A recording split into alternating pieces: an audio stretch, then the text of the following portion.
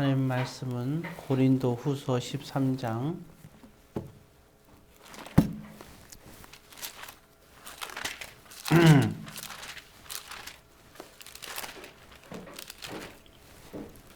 고린도 후서 13장 13절입니다.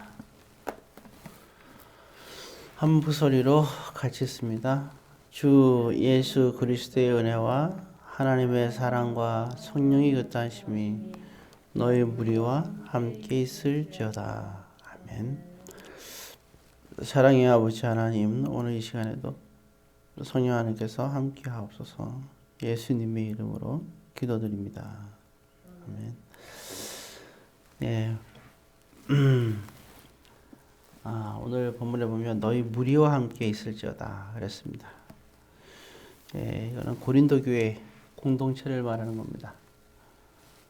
예, 고린도 교회 공동체를 향하여 오늘 얘기하는 것이고, 또한 각 성경에 보면은 로마서는 또 로마 교회 공동체를 향하여서 하는 얘기고, 갈라디아서는 갈라디아 교회를 향하여 공동체를 향한 편지입니다.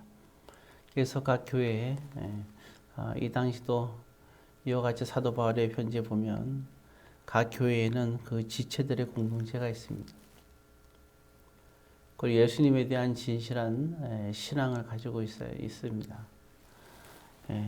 오늘 그 본문을 보면서 우리가 생각할 것은 우리가 지체와 공동체들이 얼마나 중요한가를 생각해야 됩니다. 그래서 지체들의 서로 간에 정말 뜨거운 사랑이 있어야 됩니다. 그리고 그것이 단순히 사람과의 관계가 아닌 하나님에 대한 그런 은혜가 있어야 돼요. 제일 먼저 그래서 지체의 공동체로 있다는 그 자체가 가장 큰 하나님의 은혜라고 생각됩니다. 그래서 이 공동체와 함께 있어야 될 것이 오늘 본문은 세 가지를 말하고 있어요. 모든 공동체는 한 사람 한 사람 주 예수 그리스도의 은혜를 알아야 합니다. 예수님의 은혜를 아는 사람들이 되어야 됩니다. 우리가 항상 무엇을 하더라도 신앙의 갈등을 하는 것은 우리의 정욕과 욕심 때문에 그런 거예요. 근데 우리가 그러한 욕심으로부터 극복할 수 있어야 되는 것은 다른 것이 아니라 예수 그리스도의 은혜를 알면 우리가 얼마든지 우리가 신앙의 갈등은 극복할 수가 있습니다. 왜 우리가 넓은 길이고 좋은 길인데 우리가 싫어하는 길, 그러한 좁은 길을 가야 될까? 사람들은 많이 얘기를 합니다. 다 얘기를 할 때는 넓은 길로 가라고 얘기를 하는데 넓은 길, 자신들이 좋아하는 길로 가라고 얘기를 합니다. 예, 또 하나의 마치 타협인데 신앙생활은 그게 아닙니다. 신앙은 좁은 길로 가는 겁니다. 좁은 길로 가야 되는데 자꾸 넓은 길을 얘기한다는 것도 그거는 이제 납득이 되지 않는 얘기죠. 그리고 또 넓은 길로 가려고 하는 것 자체가 그건 벌써 예수님과 우리는 상관없는 삶을 사는 겁니다. 오늘 본문에서 봤을 때도 주 예수 그리스도의 은혜와 그랬어요.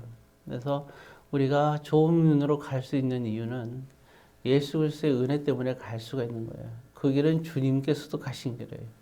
십자가의 길은 정말 가기 싫은 길이고 예수님의 마지막 기도에도 보면 얼마나 갈등하고 있는지를 알 수가 있어요. 그렇지만 예수님은 결국은 그 좁은 길이고 고난의 길을 걸어갔습니다.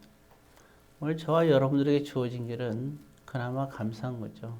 우리가 좁은 길을 갈 수 있는 것은 예수 그리스도의 은혜가 있기 때문입니다.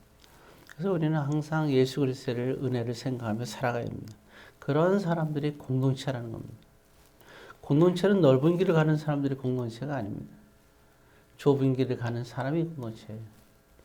우리가 예수를 믿는다는 그 순간부터 우리는 벌써 이 점이 우리는 좁은 길을 걸어가는 사람입니다. 그래서 우리 늘 항상 예수 그리스도의 은혜를 알아야 돼요.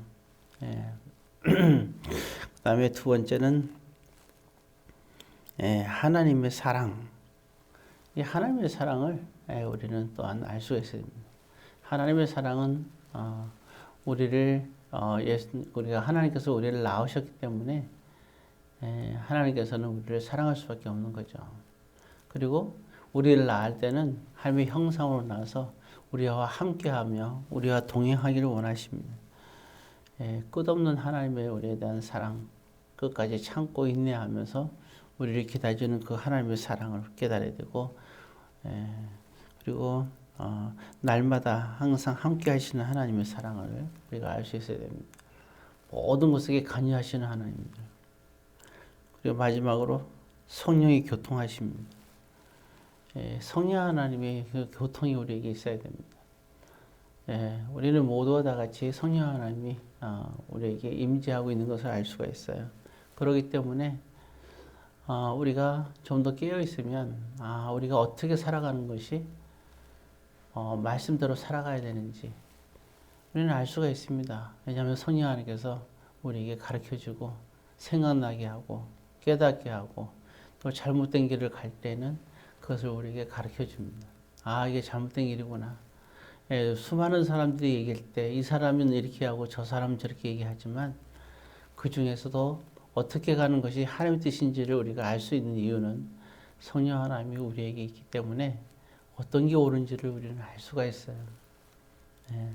그래서 성령 하나님은 언제나 어떤 상황 속에서도 주님의 말씀과 뜻대로 사는 것이 무엇인지 진리의 영이라고 했기 때문에 우리에게 가르쳐주고 있습니다.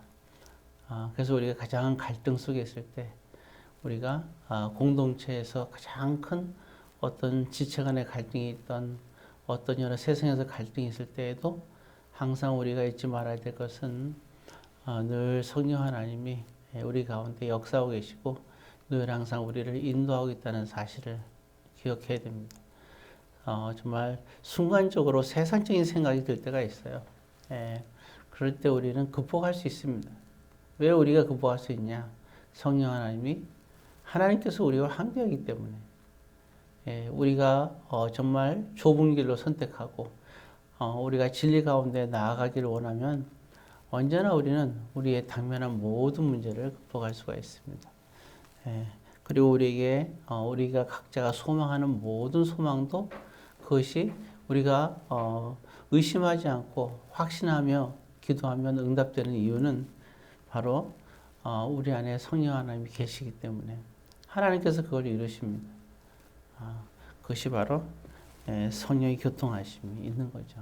그래서 이 세 가지가 있는 이 지체들의 모임, 그래서 이걸 교회라고 우리 얘기하는 겁니다.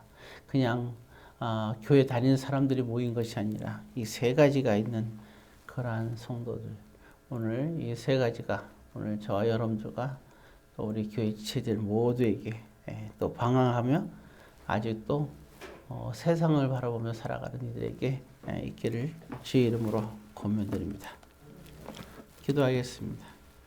사랑의 아버지 하나님, 오늘도 우리에게 오늘 이 말씀과 같이 세 가지가 우리 가슴속에서 늘 항상 향기를 피우며 살아갈 수 있는 은혜가 있게 하여 주옵소서. 예수님의 이름으로 기도드립니다. 아멘.